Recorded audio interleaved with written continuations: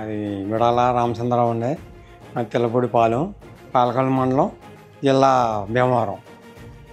ఈ లోవా కోసం ఎన్ని మిషన్లు వచ్చినా లోవే అందరూ రైతులు కావాలంటున్నారు. మళ్ళీ ఏదైనా బండి వస్తే లోవా అక్కడికి తెచ్చేయండి అని రైతులు నన్ను కూడా ఇబ్బంది పెడుతున్నారు. స్పేర్స్ కానీ సర్వీస్ కానీ బాగుంటుంది.